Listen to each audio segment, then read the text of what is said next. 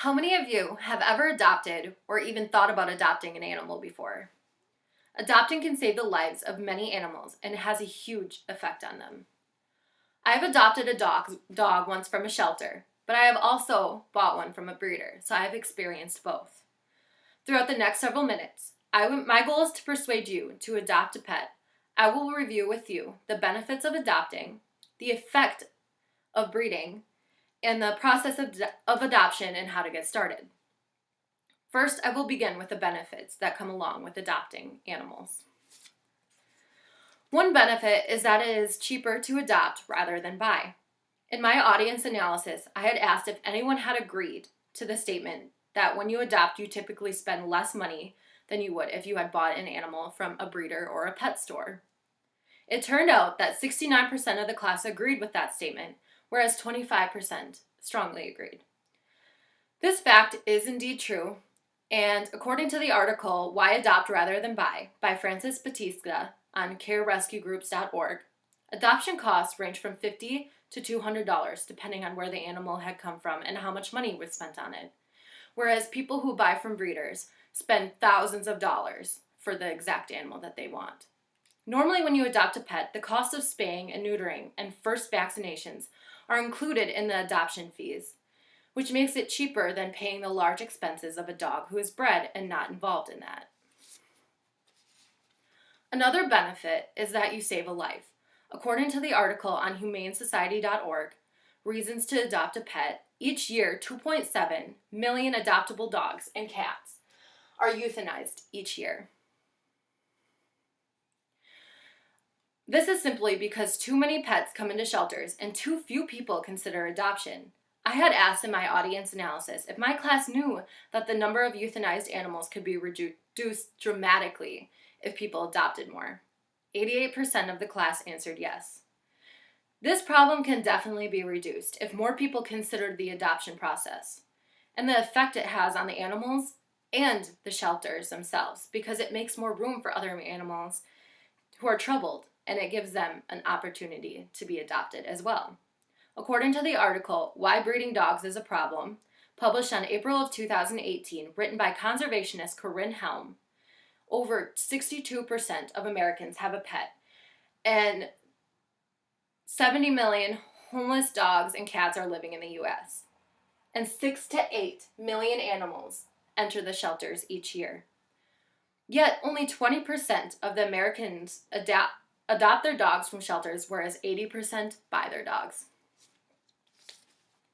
Another major benefit that goes along with adoption is that you get to choose the age you want and the type of dog. If you didn't want a puppy because you didn't want to go through the long training and process, you could adopt an older dog who may already know the basic commands and be house trained. Lastly, adoption changes a homeless animal's entire world and even helps the other animals in the shelter by not only making room for other animals, but having the cost of your adoption go straight towards helping the other animals be cared for. Now that I have shared with you the benefits of adopting a pet, I will move on to the effects of breeding and that it may have on the animals. In my audience analysis, I had asked if anyone knew that mutts tend to be healthier than purebred animals. Over half of the class answered no. According to Carol Buchat and a study done in Bellumori in 2013 on the Institute of Canine Biology, there is a significantly higher risk of genetic disorders in purebreds than mixed breeds. Some of those genetic disorders include, and are not limited to, hip and elbow dysplasia, cataracts, epilepsy, aortic stenosis, and allergic dermatitis. They say that the mixed breeds have a lower chance of being born with inherited congenital diseases, since the mating process leaves out the defective genes. According to that article on carerescuegroups.org, puppy and kitten mills, which are factory-style breeding facilities, try to put profit above welfare of the animals and often intend to sell them as fast as they can, making it so the animals have higher risks for poor socialization skills and lack of human companionship, as well as genetic breeding. Now, this leads to another question I had asked in my audience analysis, which was simply, would you rather adopt or buy an animal? 69% of the class said that they would rather adopt, 19% that they would rather buy, and 12% said that they would do either one. 2 out of the 3 people stated that they would rather buy, said that they would want to know the exact breed, temperament, and medical background of the animal, or even where the animal has been. Of course, this makes a lot of sense because the breeders, of course, know where the animal has been and what breeds the animals are. However, this breeding process can affect the temperament of the animal by lack of socialization, as well as keeping them in what can sometimes considered poor conditions. So now you decide you want to adopt. What's the process? According to the Humane Society, there is a process when adopting a pet and information on what you should expect. Shelters and rescue groups ask many questions to the adopters for 2 main reasons. The first reason is to ensure long-term homes for the animals in their care. The other reason is to facilitate good matches between the adopters and their adopted companions. Most shelters require adopters to complete an application with basic contact information and some questions.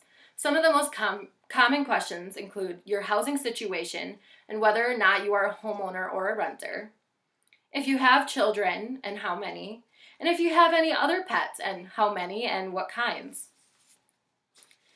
In closing, many animals are in need of adoption, and it saves their lives in many ways.